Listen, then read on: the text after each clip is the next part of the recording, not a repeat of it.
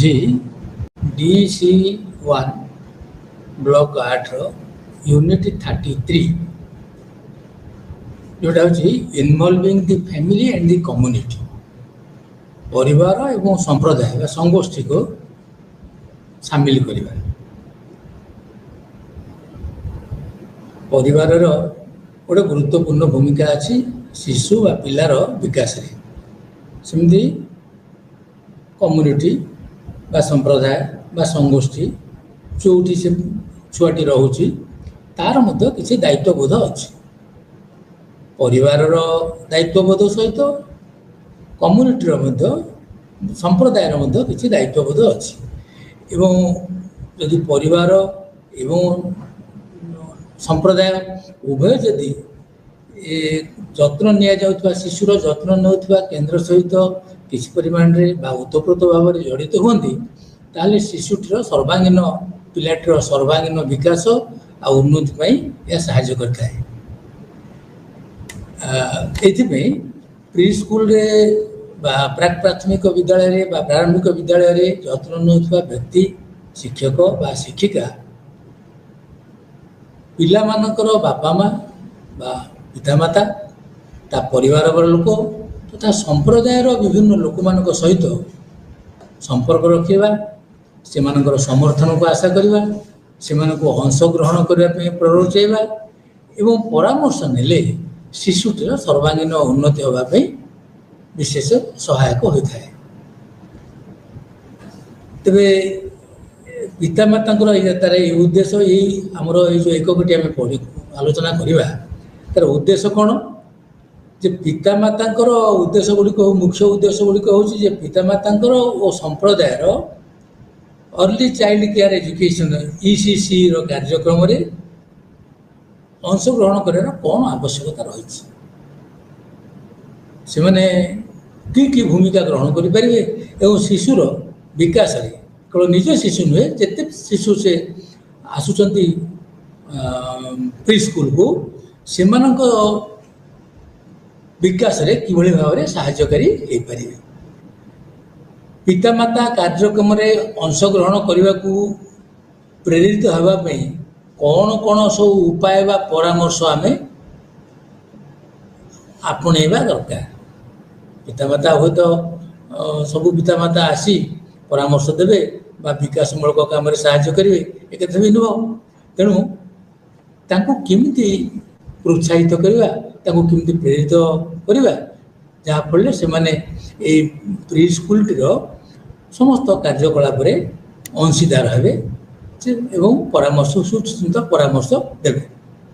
ଆଉ ଗୋଟେ କଥା ହେଉଛି, କେନ୍ଦ୍ରର ଯେଉଁ ପ୍ରି ସ୍କୁଲ ଅଛି, ସେ କେନ୍ଦ୍ରର କାର୍ଯ୍ୟକଳାପରେ ସମ୍ପ୍ରଦାୟ କମ୍ୟୁନିଟି କେଉଁ ଉପାୟରେ ସାହାଯ୍ୟ କରିପାରିବ, ତାହାର ମଧ୍ୟ ଗୋଟେ ତାଲିକା କରିବା ଦରକାର। କ'ଣ କ'ଣ କି ଉପାୟରେ କମ୍ୟୁନିଟି ବା କମ୍ୟୁନିଟିର ଲୋକ, ସମ୍ପ୍ରଦାୟର ଲୋକମାନେ କିଭଳି ଭାବରେ ସମ୍ପୃକ୍ତ ହୋଇପାରିବେ, ସଂଲଗ୍ନ ହୋଇପାରିବେ ଏବଂ ତା'ର ଉତ୍ତରୋତ୍ତର ଉନ୍ନତି ପାଇଁ ଚେଷ୍ଟା କରିବେ, ତାଦ୍ୱାରା ପିଲାଙ୍କର ଏବଂ ସେ ପ୍ରି ସ୍କୁଲଟି ଉଭୟର ଉନ୍ନତି ବିକାଶ ସମ୍ଭବ ହୋଇପାରିବ।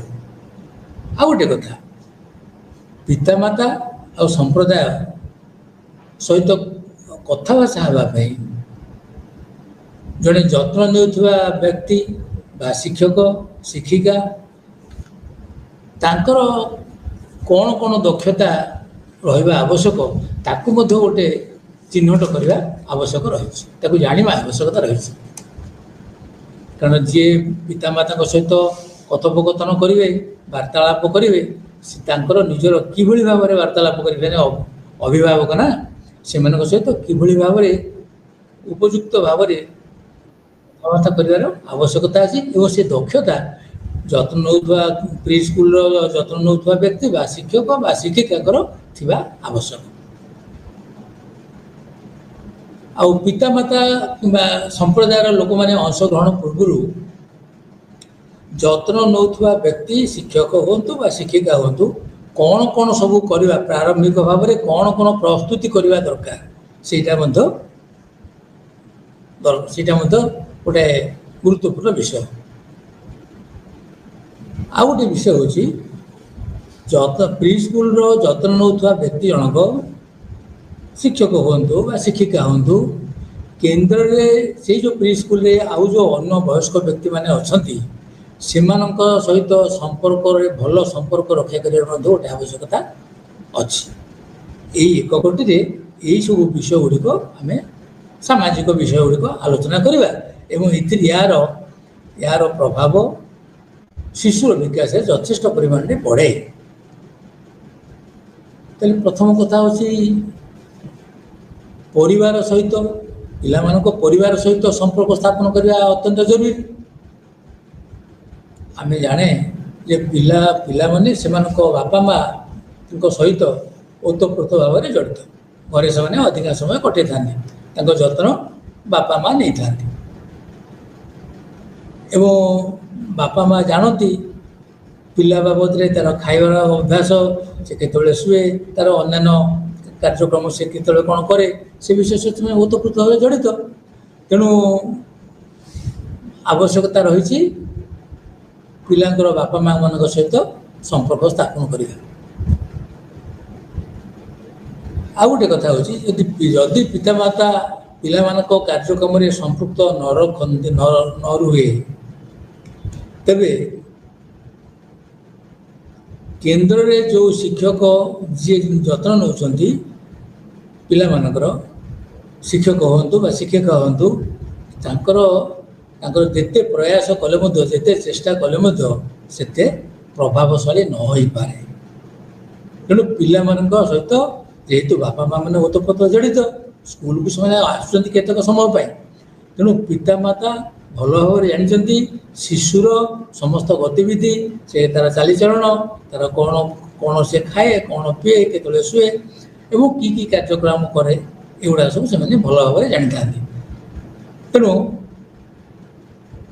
ଶିଶୁ କେନ୍ଦ୍ରରେ ଯେଉଁ ପ୍ରି ସ୍କୁଲ କେନ୍ଦ୍ରରେ ଯିଏ ତତ୍ତ୍ୱାବଧାରକ ଥାନ୍ତି ବା ଯିଏ ଶିକ୍ଷକ ଶିକ୍ଷା ଥାନ୍ତି, ସେମାନେ ବାପା ମାଆମାନଙ୍କ ସହିତ ସମ୍ପର୍କ ରଖିବା ଅତ୍ୟନ୍ତ ଜରୁରୀ।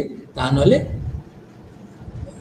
ଶିଶୁର ଯତ୍ନ ନେଉଥିବା ବ୍ୟକ୍ତି ବିଶେଷ ପ୍ରଭାବଶାଳୀ ନ ହୋଇପାରନ୍ତି।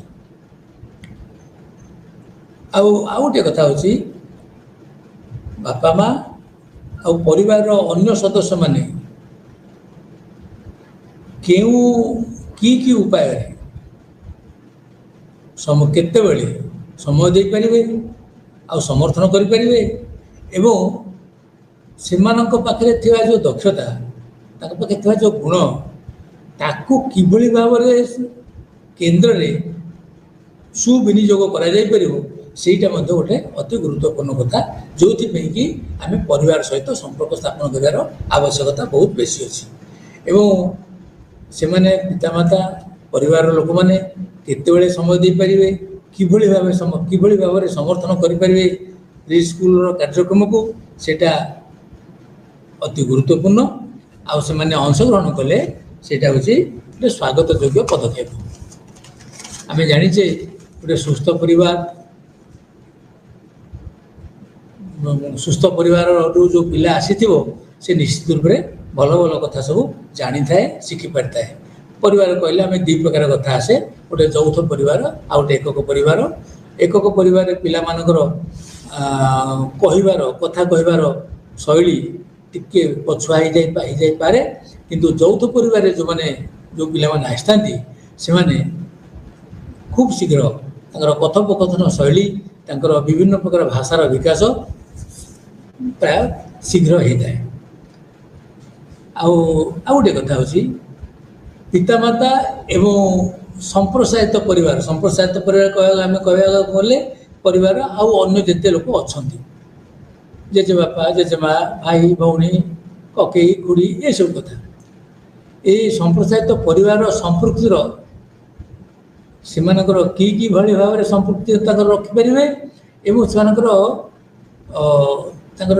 କିଭଳି ଭାବରେ ସେବା ପ୍ରଦାନ କରିପାରିବେ ପ୍ରି ସ୍କୁଲକୁ ଏବଂ ପ୍ରି ସ୍କୁଲରମାନଙ୍କୁ। ପ୍ରି ସ୍କୁଲର କହିଲା ମାନେ ଯେଉଁ ଛୁଆମାନେ ପ୍ରି ସ୍କୁଲରେ ପଢ଼ିବାକୁ ଆସିଛନ୍ତି ଏବଂ ଏହାଦ୍ୱାରା କିଭଳି ଭାବରେ ଶିଶୁମାନେ ପ୍ରଭାବିତ ହୋଇପାରିବେ। କାରଣ ବିଭିନ୍ନ ବାପା ମା ବିଭିନ୍ନ ପିଲାମାନଙ୍କର ସେଠି ବହୁତ ପିଲା ପଢ଼ୁଛନ୍ତି ନା, ପିତାମାତାଙ୍କର କେଉଁ ବାପା ମାଆର କେଉଁ କଳା ଭଲ ଥିବ, କିଏ ଭଲ ଚିତ୍ରକଳା କରିପାରୁଥିବ, କିଏ ଭଲ ସଙ୍ଗୀତ ଗାଇପାରୁଥିବ, କିଏ ସେ ଚିତ୍ର ଭଲ କରିପାରୁଥିବ, କିଏ ସେ ବାଦ୍ୟଯନ୍ତ୍ର କରିପାରୁଥିବ, କିଏ ସେ ଗୀତ ଗାଇପାରୁଥିବ। ଏସବୁ ଗୁଣକୁ ସେମାନେ କିଭଳି ଭାବରେ କିଏ କଥା ଭଲ କହିପାରୁଥିବେ, କିଏ ଆଦର କରିପାରୁଥିବେ, କିଏ ଶିଶୁର ଯତ୍ନ ନେଇପାରୁଥିବେ।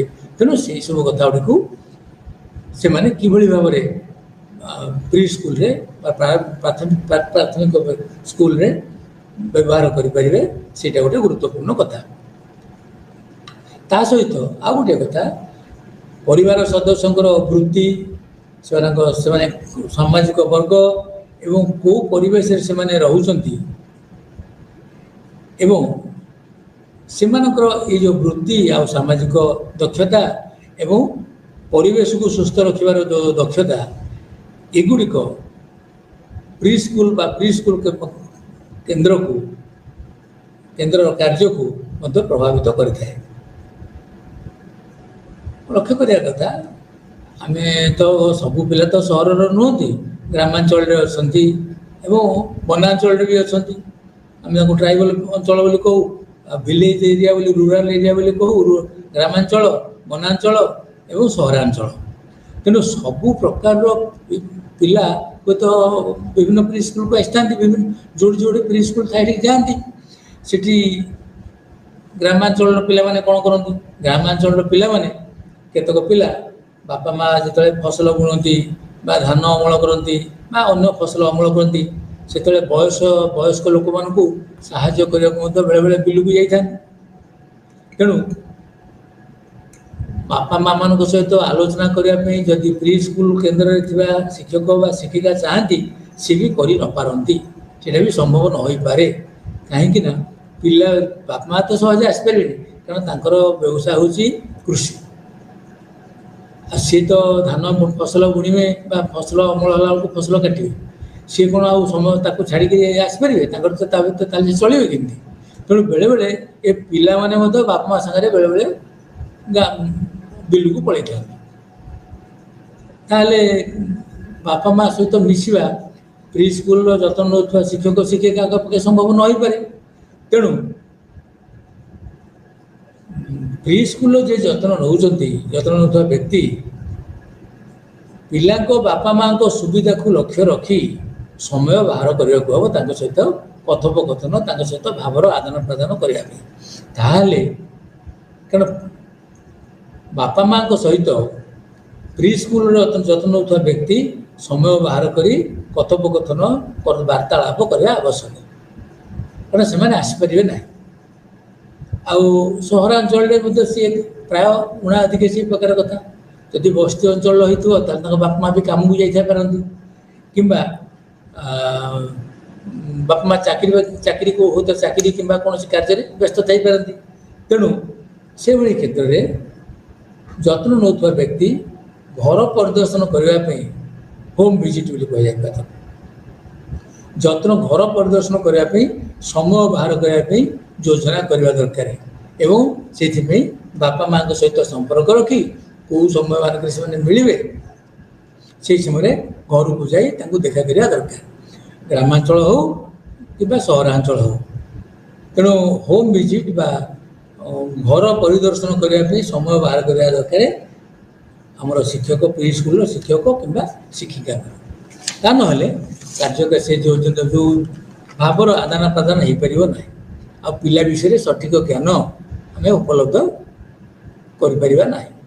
ପିଲା ବିଷୟରେ ଯଦି ସଠିକ ଜ୍ଞାନ ଆମେ ନ ଜାଣିବା, ତାହେଲେ ତାର ଯତ୍ନ ନେବାରେ ହୁଏତ ଟିକେ ଅସୁବିଧା ହୋଇପାରେ ପ୍ରି ସ୍କୁଲରେ। ତେଣୁ ଆମେ ତ ଆଲୋଚନା କରି ଯାଉଛେ, ଦେଖିବା ଯେ କିଭଳି ଭାବରେ ପିତାମାତା ସାହାଯ୍ୟକାରୀ, ତାଙ୍କର ଆବଶ୍ୟକତା ବହୁତ ବେଶୀ ଅଛି। ବାସ୍ତବରେ ପିତାମାତା ହେଉଛନ୍ତି ପ୍ରାଥମିକ ଯତ୍ନ ପ୍ରଦାନକାରୀ। ସେଇମାନେ ହିଁ ପ୍ରାଥମିକ ସେବା ହିଁ ଦେଇଥାନ୍ତି। ସ୍ୱାସ୍ଥ୍ୟ କୁହନ୍ତୁ, ଖାଦ୍ୟ କୁହନ୍ତୁ, ପରିଷ୍କାର ପରିଚ୍ଛନ୍ନତା କୁହନ୍ତୁ, ଶିଶୁର ନିତ୍ୟକ୍ରମ କୁହନ୍ତୁ କିମ୍ବା ଶିଶୁର ଯତ୍ନ କଥା କୁହନ୍ତୁ। ବାସ୍ତବରେ ସେ ସବୁ କଥା କରେ କିଏ? ପିତାମାତା ହିଁ ଘରେ କରିଥାନ୍ତି। ଯାହାର ବାପା ମା ପିତାମାତା ନଥାନ୍ତି ତାଙ୍କର ହୁଏତ ଜେଜେବାପା ଜେଜେମା କରିଥାନ୍ତି, किंबा घर अन्न कई करथांती किंतु अधिका समय जोठी न जोठी ए सुविधा अच्छी बापा माँ अछंती किंबा घर जेजे बाबा जेजेमा अछंती किंबा परिवार अन्न कई तार शिशुर जत्न नौचंती तांको सहित आलोचना कथोपकथन वार्तालाप करी शिशु बाबद केतक जिनिस जानिबा अत्यंत निहाती अपरिहार्य। अन्यथा शिशुर विकास पथरे जत्न नौथुवा लोकटी बेसी सहायक हो न पारे। एथि कहुई बापा माँ होती प्रथम शिक्षक सबु कथा पिलार स्वास्थ्यगत कथा कहतु कि पिलार खाଇବା पीवा कथा कहतु पोषण कथा कहतु पिला अक्षर शिक्षा कथा कहतु पोशाक पिंधा कथा कहुযাও कि पिलार नित्यकर्म करने कथा कहुযাও ये जेकोसी जिनिसटा प्रथमे बापा माँ ही पिला को शिखई था। तेणु पिला माने घरे बहुत कथा शिखी था बापा माँ कथा होते जेजे बापा जेजेमा कथा होते कि जेजे बापा परिवार अन्य सदस्य परस्पर सब कथा होते से कथा भाषा से शिखी भाषा शिखे एवं कौन केतले कोटा दुख समय कोटा सुख समय कोटा हस समय कोटा खाइबा समय ये सब धीरे धीरे पिला मत सेठू ही जानी थाए। से घरे पिला बहुत कथा जाने एवं बहुत कथा शिखी थाए। से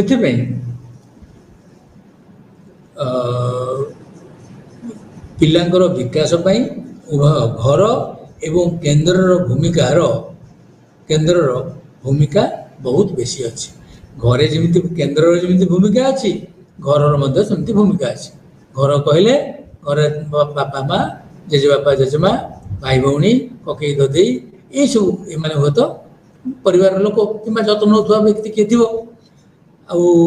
प्री स्कूल किए थाए स्कूल जत्न नौथुवा व्यक्ति जड़े किए थे शिक्षक शिक्षा थे एमाने से ये पिलार आचार व्यवहार चाली चलन ये सब शिशुर जत्न नौथुवा लोकटी शिक्षक शिक्षिका बापा माँ सहित भल आदान प्रदान भल भाव आदान प्रदान रहा निहाती आवश्यक। तेणु शिशुर जत्न नौथुवा व्यक्ति शिक्षक बा शिक्षिका परिवार लोक मान सहित खूब भल भाव जानी दरकार एवं सेतिकी जदि न हुए ताले पिलार शारीरिक एवं मानसिक विकास कौन कौन घटुची जत्न नौथुवा व्यक्ति ना तो जानी न पारती किंबा बापा माँ भी न जानी पारती केतक जिनिस अच्छी भाषागत दक्षता जो बयस जहाँ हवा कथा घटुनी ताले एक बापा माँ कहवा बापा माँ एवं शिक्षक प्री स्कूल शिक्षक ये उभय भर आलोचना हेले कौन करा जाई परियो से विषय की योजना करा जाई परियो पिलार भाषागत दक्षता बढ़ापी ताहा करा जीवो। स्वास्थ्य किसी असुविधा होची जेतिकी ग्रोथ हवा कथा पिलार जी बढ़िया कथा ओजन हो उच्चता हो यदि न हो तार कौन कारण थाईपे स्वास्थ्यगत कारण खाद्यर पुष्टिकर खाद्यर अभाव ना आउ किसी देहरे असुविधा रोचे ताकू दूर करने यथेष्ट जत्नवान हाँपी उभय बापा माँ एवं जत्न नौथुवा शिक्षक शिक्षिका व्यक्ति उभयों भितर कथा भाषा हेले सेटा ए भावर आदान प्रदान हेले शिशु कौन समस्यार सम्मुखीन हम ना। तेणु पितामाता अंशग्रहण को कौ जिनिस प्रभावित करे परिवार लोक को सामिल करने द्वारा जो केतक कारक बा जो केतक कारक बोले हम ताको फैक्टर्स कहू बा कारक साहाय्यकारी हुए से गुड़िक हूँ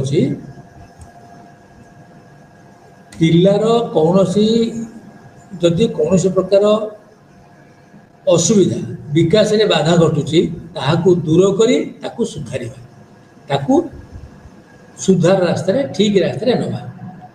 तेणु जत्न नौथुवा व्यक्ति बा शिक्षक को केन्द्र कार्यक्रम रे सहायकारी किभली भाव से नहीं था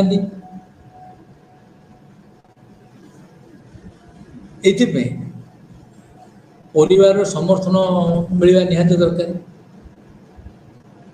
एवं से इच्छा शक्ति दरकार कार जत्न नौथुवा व्यक्ति इच्छा शक्ति थिबा दरकार एवं बापा माँ इच्छा शक्ति से अनुपात थिबा दरकार पिलाटीर जहाँ जो अनुपात विकास हवा कथा कहीं घटू ना से विषय जानापी बापा माँ इच्छुक हवा दरकार एवं स्कूल जतन प्री स्कूल जतन नौथुवा शिक्षक व शिक्षिका बापा माँ सहित आलोचना करने आवश्यकता अच्छी तेणु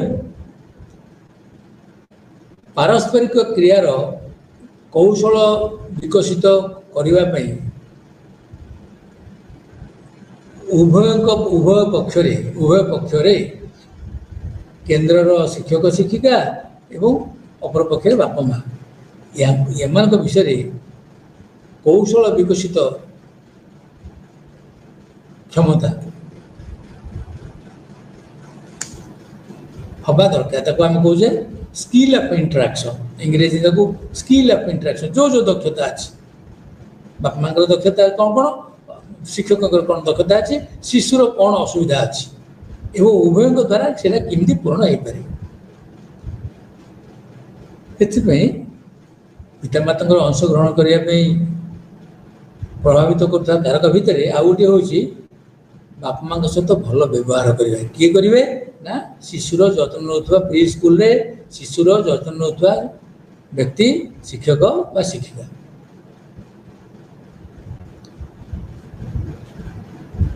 बापा माँ से जहाँ शक्ति से जहाँ जानी जो विषय से सक्षम जदि से दक्षता को स्कूल रे व्यवहार करी पिलांकर दक्षता को विकास को बढ़ेवा को इच्छा पोषण करती से प्रोत्साहित करने दरकार एवं तांको निमंत्रण करने दरकार किए हो तो कला किए हो तो चित्रकला किए संगीत किए गीत एवं अन्य कथा रही परंतु खेलना तैयारी करिबारे हारमोनियम गीत जहाँ कहुए बाजा बजेबारे कार कौन दक्षता थी भल भाषण देवे सरल गप कह सरल शिशु गीत पढ़वे ये सब गुण को पितामाता पाखे थी जहाँ ताकू सब चिन्हट कर केन्द्र को डाकवा दरकार एवं से कहवा दरकार पिला आपे शिखातु कहतु कहले पिला माने सबुदिन तो देखुं केन्द्र दायित्व नहीं व्यक्ति शिक्षक व शिक्षिका जो आउ जन लोक कौन पिलार अभिभावक बापा माँ कि परिवार लोक समाज कई लोक आसिक किसी कथा कहले पिला माने आग्रह सहित शुणी था तेणु बापा माँ केमी आसवे पितामाता केमी केन्द्र में पहुँचे से निमंत्रण कले आसवे प्रायतः से आसिक छाड़ी देकी प्राय सबुदिन जाऊे से विषय आम आलोचना करवा आवश्यक किंतु केन्द्र को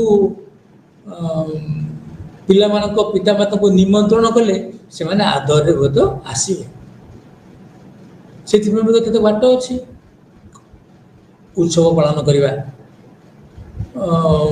स्वाधीनता दिवस आमर गणतंत्र दिवस किंबा नेताजी जयंती किंबा एम सब विभिन्न अगस्ट 15 है जनवरी 26 है नेताजी जयंती है जहाँ जहाँ किसी भल भल राष्ट्रीय दिवस सब जहाँ जहाँ अच्छी से दिन मानक जदि बापा माँ को डक से आसवे आउ कौन किसी मेलार आयोजन करवा मेला करी पिला माने जो खेलना तैयारी करते पिला बजार में जो आजिकल अत्याधुनिक खेलना मिलूँ पिला कौन से भाया करेंगे कि ना तथापि न हो पारे किंतु से जो पिला माने तांको बुद्धि रे जो खेलना सब तैयारी करते से खेलना एवं बापा माँ मान को कहवा कथा घरे आपण मैंने जहाँ कर जहाँ खेलना जिनस रखुंट से भाया गोटे जिनस आणिक आपण पिलार खेलना रहा खेलना भी रखा जाऊ एवं समस्ते खेलना गोटे खेल गोटे मेलार आयोजन यदि करा जाए ताले से पिला माने संपृक्त हे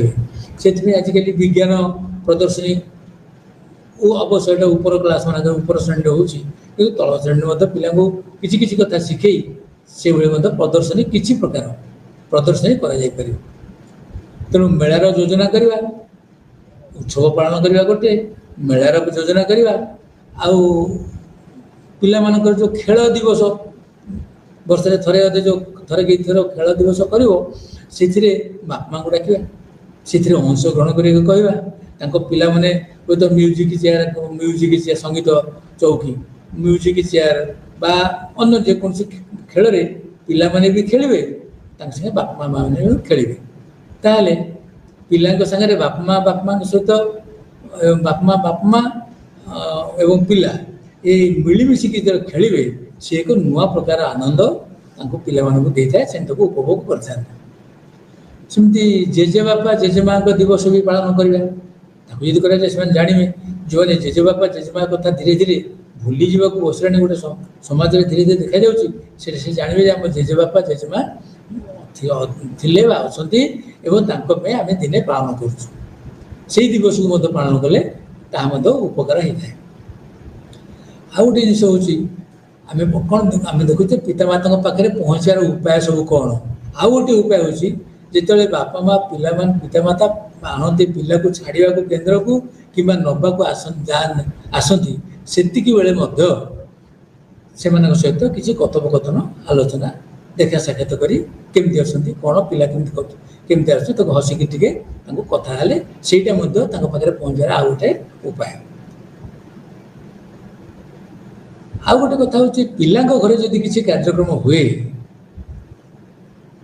ଆଉ ବାପା ମା କିମ୍ବା ପିଲା ଯଦି ଡାକନ୍ତି, ତାହେଲେ ପ୍ରି ସ୍କୁଲର ଶିକ୍ଷକ ଶିକ୍ଷିକା ବା ଯତ୍ନ ନେଉଥିବା ବ୍ୟକ୍ତି ସେଠିକି ଯିବା ଉଚିତ। ତ ଜଣକ ହେଲେ ଘରେ ଗୋଟେ ସତ୍ୟନାରାୟଣ ପୂଜାଟିଏ ହେଲା, କିମ୍ବା ଶିଶୁର ପିଲାଟିର ଜନ୍ମଦିବସ ପାଳନ ହେଉଛି, କିମ୍ବା ଘରେ କୌଣସି ଏକ ଆଉ ଅନ୍ୟ କିଛି କାର୍ଯ୍ୟକ୍ରମ ହେଉଛି, ଖାଲି ପୂଜା କଥା ନୁହେଁ, ଅନ୍ୟ କିଛି ଭଲ ଆଲୋଚନା ଚକ୍ର ହେଉଛି, ଗୀତା ଯଜ୍ଞ ହେଉଛି, କିମ୍ବା କୌଣସି ବିଷୟ ଭଲ ବିଷୟ ଶିକ୍ଷଣୀୟ ଜିନିଷ ଥାଇ କିଛି ପ୍ରବଚନ ହେଉଛି, ସେଭଳିଆ କାର୍ଯ୍ୟକ୍ରମ ଯଦି ଘରେ ହୁଏ, ଆଉ ବାପା ମା ଯଦି କୁହନ୍ତି ବା ଶିକ୍ଷକ ଯଦି ଜାଣନ୍ତି, ତାହେଲେ ଶିଶୁଟିର ପିଲା ଘରେ ପହଞ୍ଚିଲେ ବାପା ମାଙ୍କର ଶିକ୍ଷକଙ୍କ ପ୍ରତି ଆଦର ବଢ଼ିବ ଏବଂ ଶିକ୍ଷକଙ୍କର ମଧ୍ୟ ବାପା ମାଙ୍କ ପାଖରେ ପହଞ୍ଚିବାର ଇଏ ଅନ୍ୟ ଏକ ଉପାୟ। ଅନ୍ୟ ଏକ ଆଉ ଗୋଟେ କଥା, ପିଲାମାନଙ୍କ ଗୃହ ପରିଦର୍ଶନ କରିବା ମଧ୍ୟ ଶିକ୍ଷକଙ୍କର ଅନ୍ୟ ଏକ କର୍ତ୍ତବ୍ୟ। ପିଲାଟି କେଉଁ ପରିବେଶରେ ରହୁଛି, ବାପା ମା ତାକୁ କେତେ ଆଦର ସହିତ ରଖିଛନ୍ତି, ଏଇଟା ବାପା ମାଙ୍କର ଯେତିକି କର୍ତ୍ତବ୍ୟ, ପିଲାକୁ ତ ମଣିଷ କରିବା ପାଇଁ ଶିକ୍ଷକ ମଧ୍ୟ ଅଛନ୍ତି ନା, ତାଙ୍କର ବି କିଛି କର୍ତ୍ତବ୍ୟ ବୋଧ ଅଛି। ବାପା ମାଙ୍କର ଯେମିତି ଅଛି, ଶିକ୍ଷକଙ୍କର ସେମିତି କର୍ତ୍ତବ୍ୟ ବୋଧ ଅଛି। ପିଲାଙ୍କୁ ଯେମିତି ସ୍କୁଲରେ ତମେ ଯତ୍ନ ନେଉଛ, ବାପା ମା ସେଭଳି କିଛି ଶିଖଉଛନ୍ତି ନା ନାହିଁ, ତାକୁ ଏକ ଭଲ ପରିବେଶରେ ରଖିଛନ୍ତି କି ନାହିଁ, ତାକୁ ଆଦର ସ୍ନେହ ଆଦର ଯତ୍ନ ନେଉଛନ୍ତି କି ନାହିଁ, ଏ କଥା ଜାଣିବା ପାଇଁ ପିଲାମାନଙ୍କ ଗୃହକୁ ମଧ୍ୟ ପରିଦର୍ଶନ କରିବା। ଏହା ଦ୍ୱାରା ମଧ୍ୟ ଇଏ ମଧ୍ୟ ଅନ୍ୟ ଏକ ମାର୍ଗ ବାପା ମାଙ୍କ ପାଖରେ ପହଞ୍ଚିବା ପାଇଁ।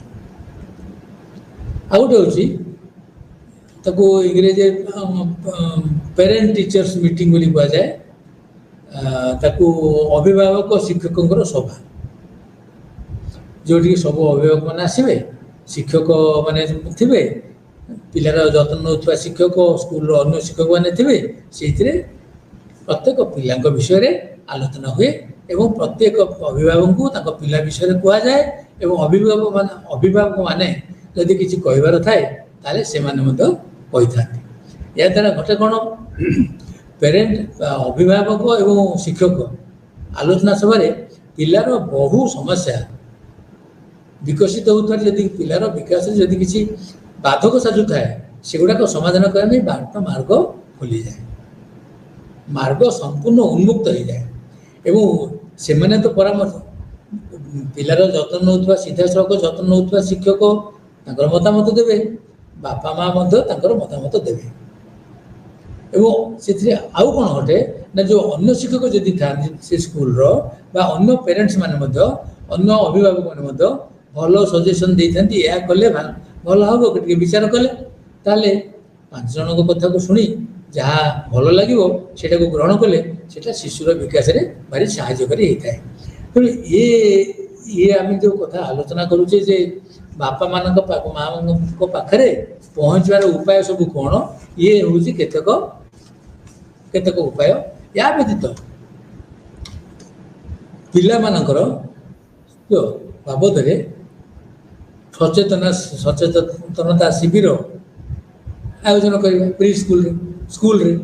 ଯଦି ପ୍ରି ସ୍କୁଲରେ ଆୟୋଜନ କରାଯିବ, ଗୋଟେ ଡାକ୍ତର, ପାରାମେଡ଼ିକାଲ ଷ୍ଟାଫ୍ ଏସବୁ ଆସିବେ, ସେଠି ବାପା ମାଆଙ୍କୁ ମଧ୍ୟ କୁହାଯିବ ଯେ ଆପଣ ଟିକେ ଆସନ୍ତୁ, ଆମେ ଦେଖିବା ପିଲାର ସ୍ୱାସ୍ଥ୍ୟ, ତାର ଓଜନ ଠିକ୍, ତା ବୟସ ଅନୁସାରେ ତା ଓଜନ ଠିକ୍ ଅଛି କି ନାହିଁ, ତାର ଉଚ୍ଚତା ଠିକ୍ ଅଛି କି ନାହିଁ, ତା ଦେହରେ କିଛି ବାହାର ଅଳ୍ପ କିଛି ଅସୁବିଧା ନାହିଁ ତ ସ୍ୱାସ୍ଥ୍ୟଗତ, ସେ କଥା ଆମ ଡାକ୍ତରମାନେ ଆସିଛନ୍ତି ତାକୁ ଟିକେ ପରୀକ୍ଷା କରିବା।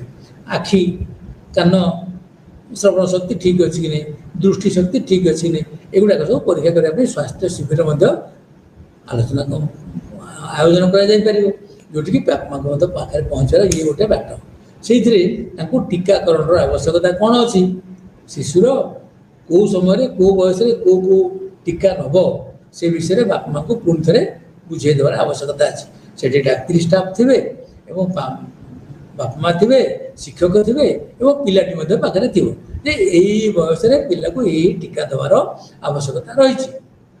ସେମିତି ସ୍ତନ୍ୟପାନ ସମ୍ପର୍କରେ ମଧ୍ୟ ପ୍ୟାରେଣ୍ଟସ୍ମାନଙ୍କୁ ବୁଝାଇ ଦେବା ଦରକାର, ଯେଉଁମାନେ ଯେ ତାର କେତେ ତାର ଉପକାରିତା ଏବଂ ତାହା ପିଲାର ବିକାଶରେ ଭାରି ସାହାଯ୍ୟକାରୀ ହେଇଥାଏ, ଏକଥାକୁ ଠିକ୍ ଭାବରେ ପାରାମେଡ଼ିକାଲ ଷ୍ଟାଫ୍ ଏବଂ ବା ମେଡ଼ିକାଲ ଷ୍ଟାଫ୍ ଏବଂ ଆମର ଶିକ୍ଷକ ଭଲ ଭାବରେ ଅଭିଭାବକ ଆଉ ପିଲା ବାପା ମାଆଙ୍କୁ କହିଦେଇଥାନ୍ତି। ପିଲାମାନଙ୍କୁ ପୁଷ୍ଟିକର ଖାଦ୍ୟ ଦିଆହେଉଛି କି ନାହିଁ, ସେମାନେ ଘରେ ଠିକ୍ ପୁଷ୍ଟିକର ଖାଦ୍ୟ ଖାଉଛନ୍ତି କି ନାହିଁ, ଏବଂ ଯେତେବେଳେ ପ୍ରି ସ୍କୁଲକୁ ଆସୁଛନ୍ତି ସେତେବେଳେ ସେମାନଙ୍କର ଯେଉଁ ଖାଦ୍ୟ ଆଣୁଛନ୍ତି ଘରୁ ବା ସ୍କୁଲରେ ଯାହା ଖାଉଛନ୍ତି ତାହା ଠିକ୍ ପୋଷଣ ଜାତୀୟ କି ନାହିଁ, ସେଇଟା ଗୋଟେ ଗୁରୁତ୍ୱପୂର୍ଣ୍ଣ କଥା।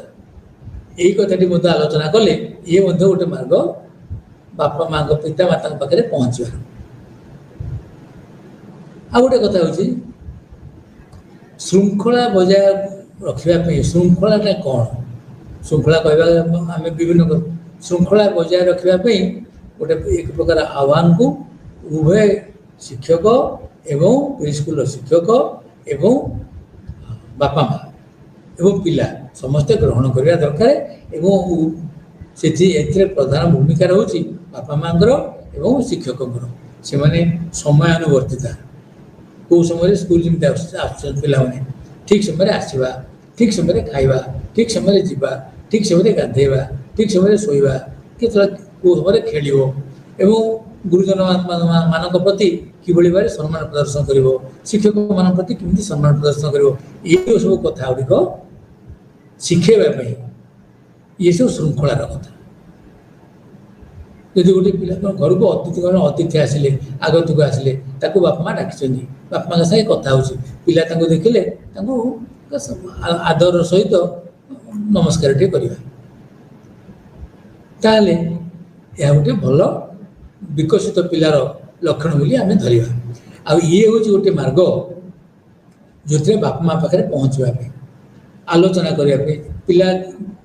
ପିଲାମାନେ କେତେକ ପିଲା ଥାନ୍ତି ସେମାନେ ଦୁଷ୍ଟ ହୁଅନ୍ତି, ଦୁଷ୍ଟ ହେବା ମଧ୍ୟ କିଛି ଖରାପ ନୁହେଁ। ସାମାନ୍ୟ ଦୁଷ୍ଟ ହେଲେ ପିଲାମାନଙ୍କ ସେ ସବୁ କଥାରେ ଶୃଙ୍ଖଳା, ଗୋଟେ ଜିନିଷ ପିଲା ଭାଙ୍ଗିବନି ତ କିଏ ଭାଙ୍ଗିବ?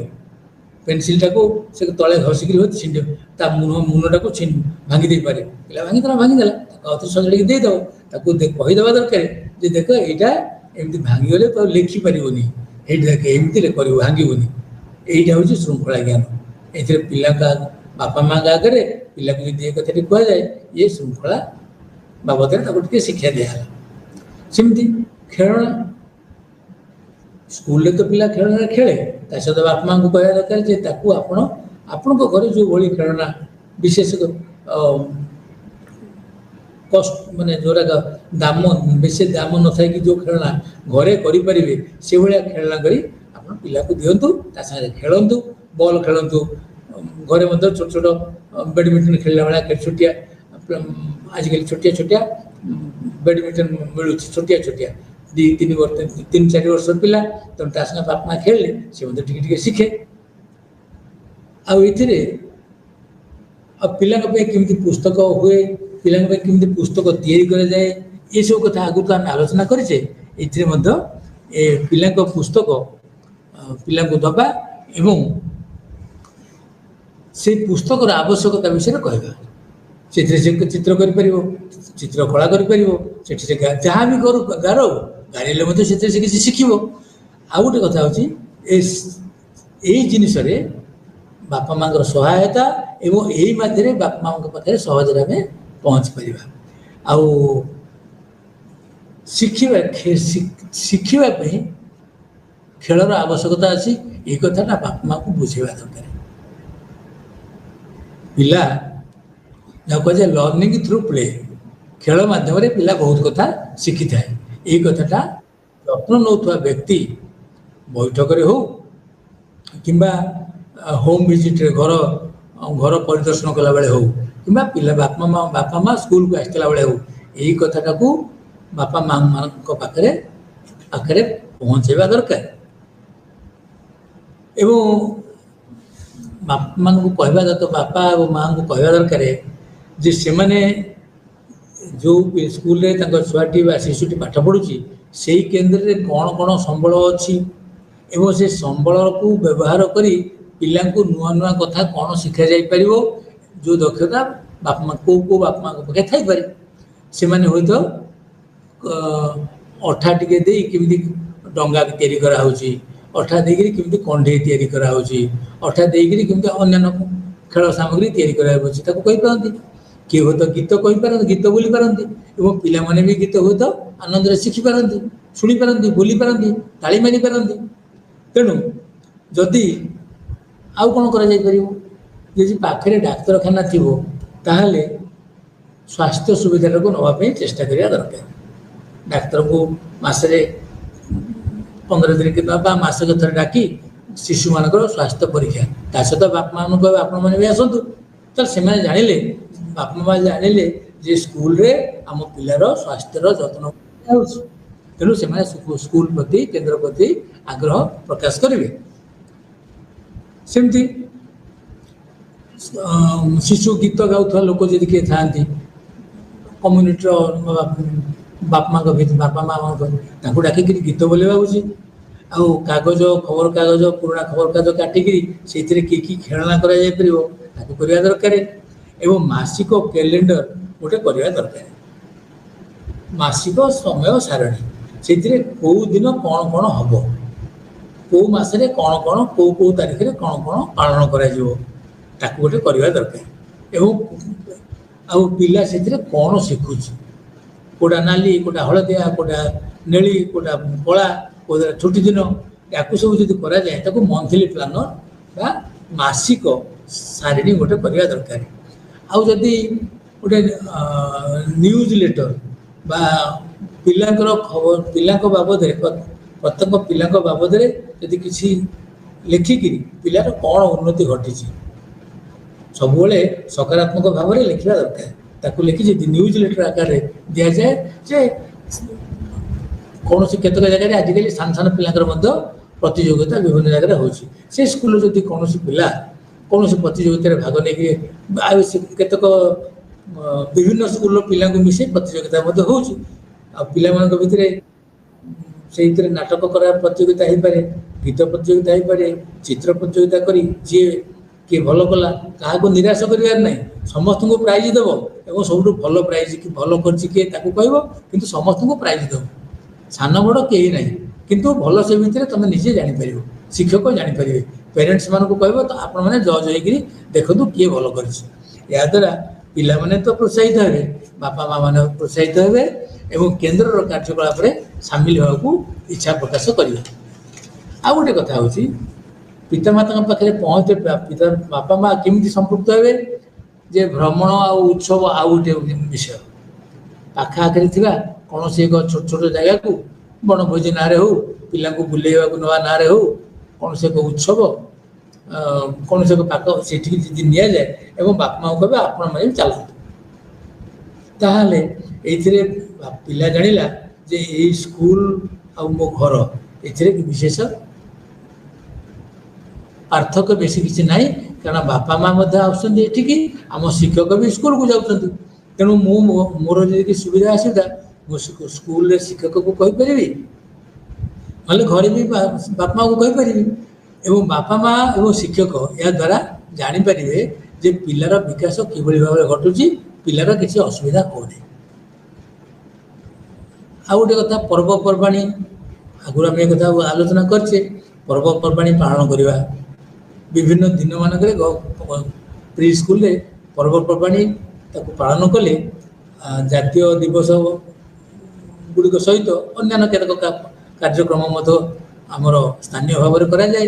ସେଠିକି ଯଦି ପିତାମାତାଙ୍କୁ ଡକାଯାଏ ତାହେଲେ ସ୍କୁଲ ଏବଂ ବାପା ମା ଏ ଭିତରେ ଘନିଷ୍ଠତା ବଢ଼ିବ। ଆଉ ଗୋଟେ ଆଗରୁ ଆମେ କହିଛେ ଯେ ବାହାରକୁ ପିଲାଙ୍କୁ ଟିକେ ବୁଲେଇକି, ସବୁ ପିଲାଙ୍କୁ ଏକାଠି କରି ବାପା ମାଆଙ୍କୁ ସାଙ୍ଗରେ ଧରି ଗୋଟେ ବାହାରକୁ ବୁଲିବାକୁ ଗଲେ, ଗୋଟେ ଦିନ ବର୍ଷକୁ ଥରେ ଅଧେ ନିଜ ଖୁବ୍ ନିକଟରେ, ବେଶୀ ଦୂରକୁ ପାଣି ଜାଗାକୁ ନେବନି, ପାହାଡ଼ ଜାଗାକୁ ନେବନି, ଜନ୍ତୁ ଜାଗାକୁ ନେବନି, ସୁନ୍ଦରିଆ ଭଲ ଜାଗା, ମନୋରମ ଜାଗା ଯାହା ଥିବ ସେ ପାଖକୁ ନେବ, ସେଠି ଥରେ ବୁଲିକି ଆସିବେ। ବୁଲିକି ଯଦି ଆସନ୍ତି ତାହେଲେ ଏହାଦ୍ୱାରା ପିଲାଙ୍କର ମନ ଆହୁରି ପ୍ରଫୁଲ୍ଲିତ ହେବ ଆଉ ବାପା ମା ମଧ୍ୟ ଖୁବ୍ ଆନନ୍ଦିତ ହେବେ ଏବଂ ସେମାନେ ସ୍କୁଲ ସହିତ ସମ୍ପୃକ୍ତ ହେବାକୁ ଚେଷ୍ଟା କରିବେ। ଆଉ ଗୋଟେ ଜିନିଷ ହେଉଛି, ଆଜିକାଲି ମୋବାଇଲ ଫୋନ ବ୍ୟବହାର ହେଉଛି, ତା ମାଧ୍ୟମରେ ମଧ୍ୟ ବାପା ମାଆଙ୍କ ସହିତ ସ୍କୁଲର ଶିକ୍ଷକ ମଝିରେ ମଝିରେ କଥା ହେବା ଉଚିତ, ପିଲାର କ'ଣ କ'ଣ ବିକାଶ ଘଟୁଛି ଏ ବାବଦରେ ଜାଣିବା ପାଇଁ। ଆଉ ଗୋଟେ କଥାକୁ ଦେଖିବାର କଥା ଯେ ଗୋଷ୍ଠୀର ବା କମ୍ୟୁନିଟିର କିଭଳି ଭାବରେ ସମ୍ପୃକ୍ତି ହୋଇପାରିବ। ତେଣୁ କେନ୍ଦ୍ରରେ ଯତ୍ନ ନେଉଥିବା ବ୍ୟକ୍ତି ପିଲାମାନଙ୍କର ସବୁ ଦାୟିତ୍ୱ ତୁଲାଇ ପାରିବେ ନାହିଁ। ତେଣୁ ପିତାମାତା ଏବଂ ସଂଗୋଷ୍ଠୀ ବା ସମ୍ପ୍ରଦାୟର ଅନ୍ୟ ବ୍ୟକ୍ତିମାନଙ୍କ ସହିତ ମିଳିମିଶି ଦାୟିତ୍ୱ ବାଣ୍ଟିଲେ ପିଲାଟିର ସର୍ବାଙ୍ଗୀନ ବିକାଶ ସୁବିଧାଜନକ ହୋଇଥାଏ। ଏହି କାରଣରୁ କେନ୍ଦ୍ରରେ ଥିବା ପିଲାମାନଙ୍କ ସହିତ ସମ୍ପ୍ରଦାୟରେ ଥିବା ଅନ୍ୟ ପିଲାମାନଙ୍କ ଅଭିଜ୍ଞତାକୁ ସମନ୍ୱିତ କରିବା ପାଇଁ ଉଦ୍ୟମ କରିବା ଦରକାର। ସବୁ ପିଲା ତ ସ୍କୁଲକୁ ଆସନ୍ତିନି, କିଛି ପିଲା ବାହାରେ ଥାଆନ୍ତି, ସେମାନେ କ'ଣ କି ପ୍ରକାର ଖେଳ ଖେଳୁଛନ୍ତି, ଏହି ସ୍କୁଲରେ ଥିବା ପିଲାମାନେ ସେ ଜାଣିଛନ୍ତି କି ନାହିଁ? ଯଦି ଜାଣିଛନ୍ତି ଠିକ୍ ଅଛି, ଯଦି ଜାଣିନାହାନ୍ତି ସେଭଳିଆ ପିଲାଙ୍କ ସାଙ୍ଗେ ମିଶେଇ ତାଙ୍କ ସହିତ ସମାଜରେ ମିଶିବାର ବାଟ ବାହାର କରିବା ଦରକାର। ତା ନହେଲେ ଏମାନେ ଏକାକୀ ହେଇଯିବେ। ତେଣୁ ସର୍ବପ୍ରଥମେ କ'ଣ କରିବା ଦରକାର ନା କେନ୍ଦ୍ର ଦାୟିତ୍ୱରେ ଥିବା ବ୍ୟକ୍ତି ଅଞ୍ଚଳ ବା ଗୋଷ୍ଠୀର ବା ସମ୍ପ୍ରଦାୟ ବିଷୟରେ ଯେଉଁ ଅଞ୍ଚଳରେ ସେ ସ୍କୁଲଟି ଅଛି ସେ ଅଞ୍ଚଳଟା କେମିତିକା ଅଞ୍ଚଳ, ସେ ଅଞ୍ଚଳର ଲୋକଙ୍କର ସାଂସ୍କୃତିକ ଆଉ ଭାବଗତ ସାମାଜିକ କାର୍ଯ୍ୟକଳାପ କ'ଣ, ଏହିସବୁ ସହିତ ଅଭ୍ୟସ୍ତ ଥିବା ଦରକାର। ତେଣୁ ଅଞ୍ଚଳର ଲୋକମାନେ କି ପ୍ରକାର ସେବା ପ୍ରଦାନ କରିବେ ତାହା ଜାଣିବା ନିହାତି ଆବଶ୍ୟକ।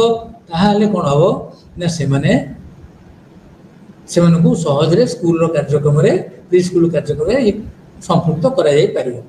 ଏହାଦ୍ୱାରା ସ୍କୁଲ ଉପକୃତ ହେବ ଏବଂ ସେମାନେ ମଧ୍ୟ ଭାବିବେ ଯେ ସ୍କୁଲ ଆମକୁ ଅଣଦେଖା କରୁନି। ତେଣୁ ଧରନ୍ତୁ ପରିବହନ, ମନୋରଞ୍ଜନ ବା ବହି, ଖାତା ବହି ତିଆରି କରିବା, କିଏ ଚଳଚ୍ଚିତ୍ରରେ ଦକ୍ଷତା ଥାଇପାରେ, କିଏ ଅଡ଼ିଓ କ୍ୟାସେଟ୍ରେ ଜାଣିଥିବ ସିଏ ଆଣିକି ଟିକେ ବଜେଇ ଦେବ, ବା ଫଳ ପନିପରିବାରୁ କେମିତି ଚିତ୍ର ତିଆରି କରାଯାଇପାରିବ। ଆଉ ପଶୁ ପକ୍ଷୀ ଏସବୁର କେତେକ ଲୋକ ଅଛନ୍ତି ବିଭିନ୍ନ ପ୍ରକାର ନିଜେ କରିପାରିବେ, ସବୁ ପକ୍ଷୀର ଶବ୍ଦ ସେ କରିପାରିବେ, ତାକୁ ମଧ୍ୟ ଶୁଣିଲେ ପିଲାମାନେ ଭାରି ଖୁସି ହେବେ। ତେଣୁ ଅଞ୍ଚଳର ଲୋକମାନଙ୍କ ସହିତ ମିଶି ସେମାନଙ୍କର ଯେଉଁ ଦକ୍ଷତା ଥିବ ତାକୁ ପିଲାମାନଙ୍କୁ, କେନ୍ଦ୍ରର ପିଲାମାନଙ୍କୁ ଶୁଣିଲେ ସେମାନେ ଉପକୃତ ହୁଅନ୍ତି।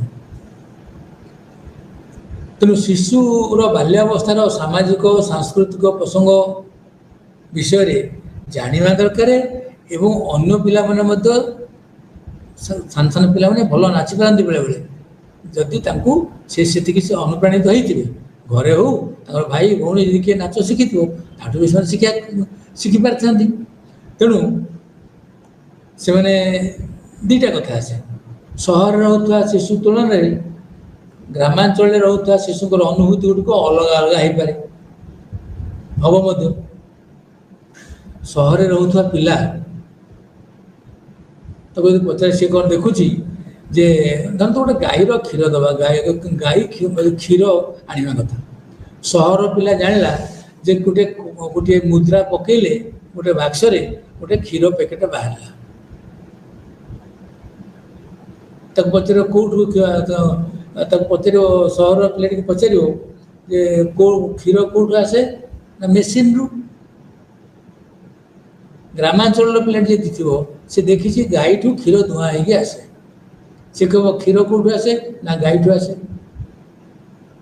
ଏଠି ବୁଝିବାର କଥା।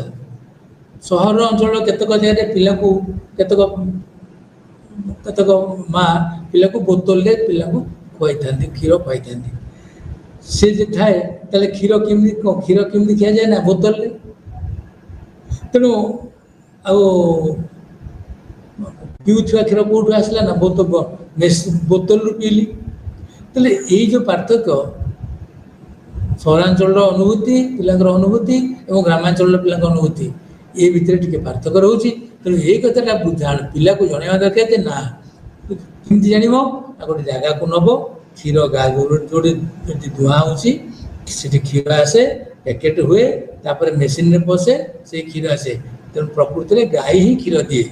ଏଇ କଥାଟା ଏଇ ଜିନିଷ ବୁଝାଇବା ପାଇଁ ଅଭିଭାବକ ଏବଂ ଯତ୍ନ ନେଉଥିବା ଲୋକ ଉଭୟଙ୍କର ସମ୍ପୃକ୍ତ ଦରକାର ଏବଂ କମ୍ୟୁନିଟି ଯେଉଁଟା କହିଲେ ପରିବେଶ, ସେ ପରିବେଶରେ ଯେଉଁ ରହୁଛି ଗାଈ ତାଠୁ ତା ପାଖକୁ ହୁଏତ ନେଇକିରି ବା ସେଇଭଳିଆ ଧାରଣାକୁ ସ୍ପଷ୍ଟ କରିବା ଦରକାର।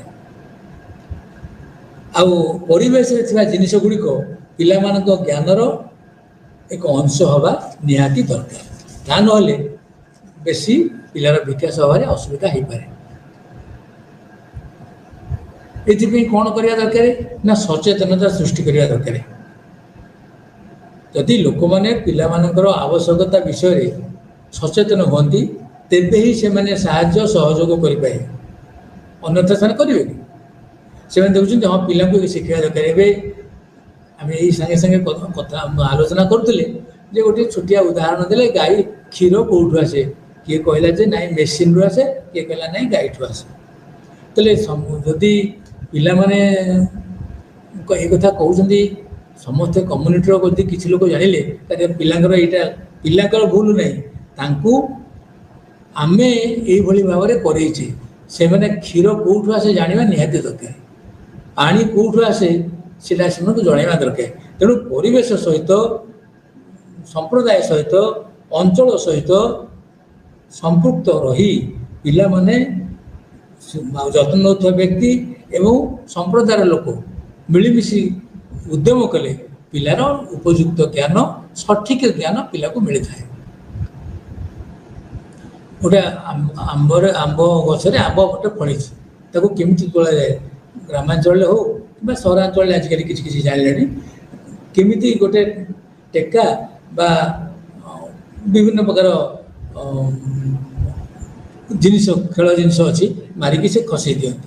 ପିଲା ବି ହୁଏତ ଟାର୍ଗେଟ କରିପାରିବ, ହୁଏତ ତାକୁ ମଧ୍ୟ ଲକ୍ଷ୍ୟ ରଖି କରିପାରେ।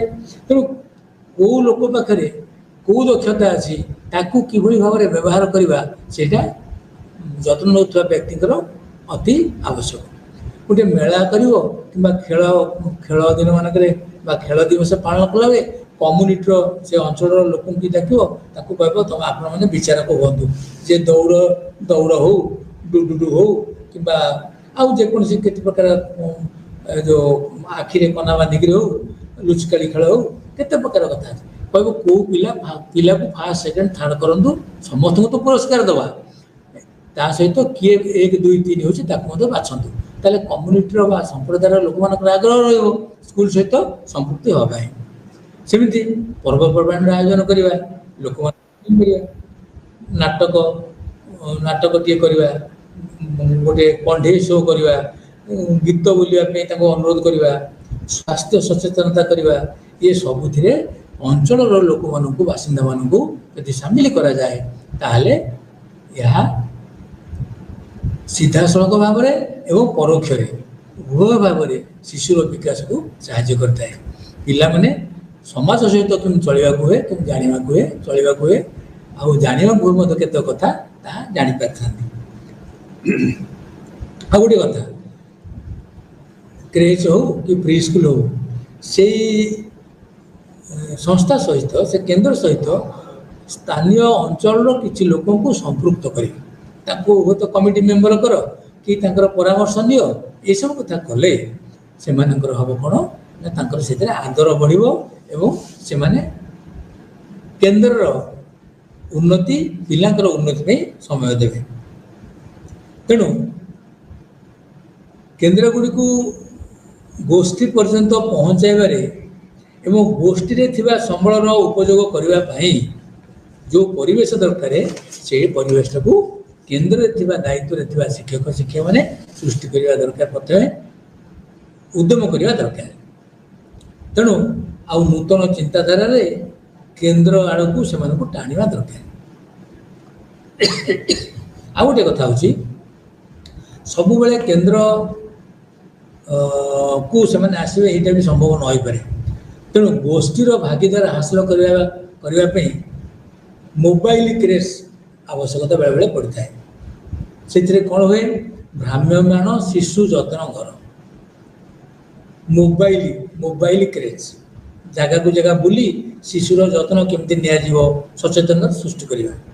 ଏବଂ କାରଣ ଜନ୍ମରୁ 12 ବର୍ଷ ପର୍ଯ୍ୟନ୍ତ ପିଲାମାନଙ୍କର ବିକାଶ ପାଇଁ ସବୁ ମନ୍ଦ ଉଦ୍ୟମ କରିବା ଦରକାର। ଏଥିପାଇଁ ଯାହା ଯାହା ଦରକାର ସେଥିପାଇଁ ତ କୁହାଯାଏ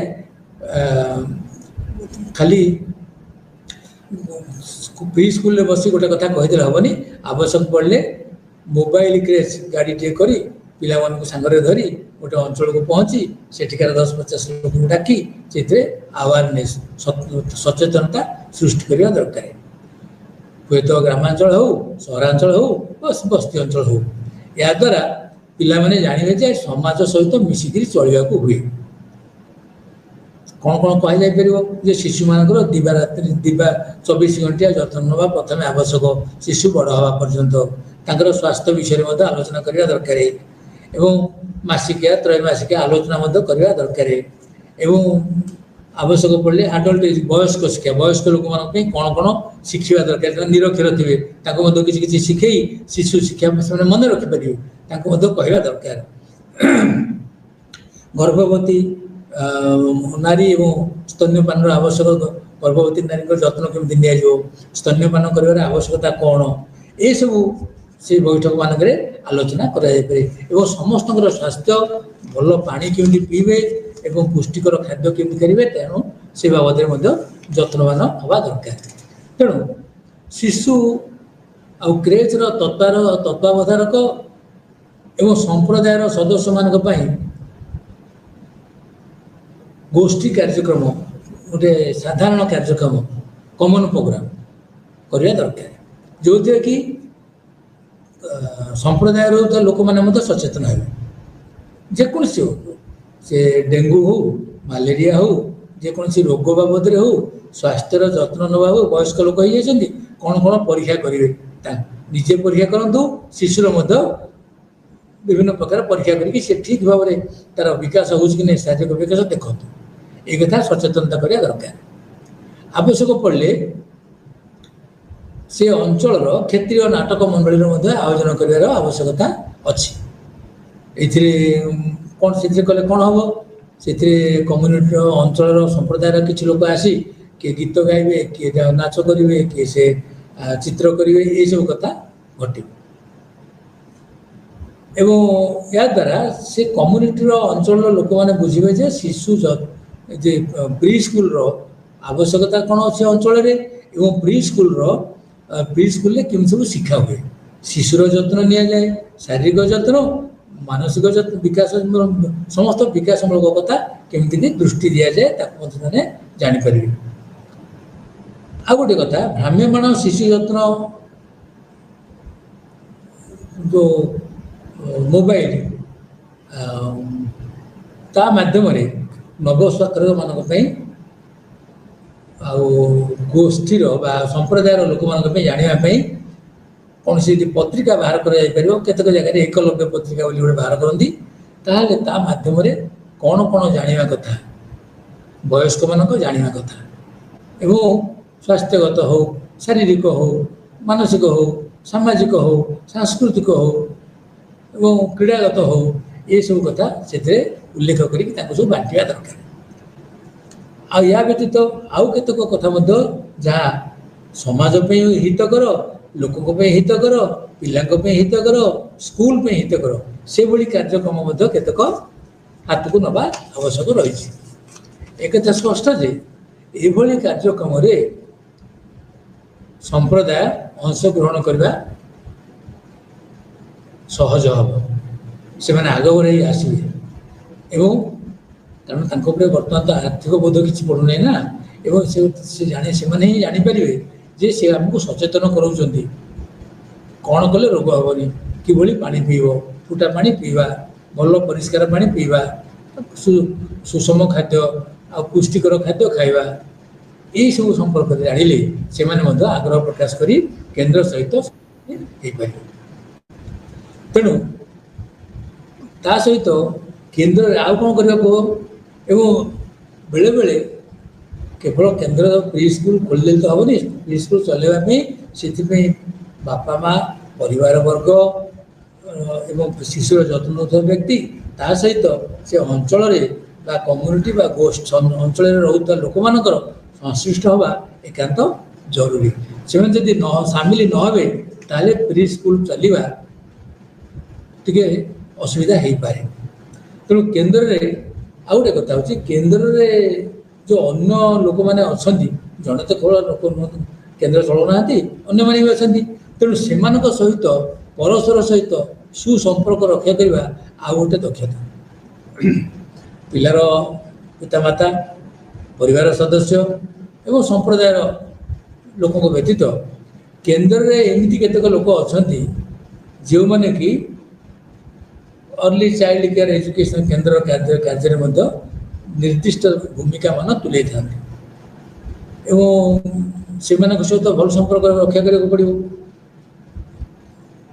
केन्द्र जी अच्छा सहित ता सहित केन्द्र को आसुवा लोक धरतु रिक्शा चालक बस ड्राइवर है अन्य स्वीपर हो कि जे कि जगुची जे सिक्यूरीटी जे जगुची तेणु जे खाଇବା ପିଇବା ଦଉଛି कि जे पानी ଦଉଛି ये माली आउ जे जगुआड़ी सिक्यूरीटी ये समस्त सहित भल संपर्क रखिले जदि पिला कुआड़े जमी पिला कुआड़े न जाए बाहर पलि न जाए खराब पानी जमी न पिए कि परिवेश जमी कादुओ मटी कादुओ जमी हठात न हुए जो समय खेल खेल जो समय जहाँ करने कथा से करने सुजोग दिए थे किंतु ये अन्य सब लोक मैंने संपुक्त थे पिला हजिबार कि पिलार कौन दुर्घटना घटार संभावना बहुत कम ता सहित जो जगार पिलाटी रोचे से गोटे उत्तम परिवेश रहा दरकार से अन्य मान सहयोग एकांत आवश्यक आउ सबू पिला सबू लोक मैंने अन्य वयस्क लोक जिते अच्छा से केन्द्र में से समस्ते एपरिक जे पिला को नवा आना करता रिक्शा लोक रिक्शा वाला हो ऑटो वाला हो ड्राइवर हो से सचेतन करवा दरकार कि तांकर दायित्व कौन तेणु यही सब कथा जब करा जाए ताहले निश्चित रूप से कहीं ड्राइवर भूमिका यथेष्ट अच्छी रिक्शा जो ऑटो रिक्शा जी पिला को नवा आना तार यथेष्ट भूमिका अच्छी सिक्यूरीटी गार्ड जे कि जगी गेट्रे को पिला जमी बाहर को पलि न जाए कि को पिला जमी पानी पाखक गोटे छोट गोटे कूओ कि पोखरी काली थी बाई चान्स कि गोटे दौड़ी जाकि गोटे मुंड बाजी न जाए कि पिला जमी दुर्घटनाग्रस्त न हुए से देखिपारे तेणु शिशुर जत्न नौथुवा व्यक्ति शिक्षक निजर दायित्व तुलेवा सहित अन्य माने जो माने स्कूल सहित संपृक्त होती से दायित्व कौन कौन अच्छी बुझेगा दरकार तेणु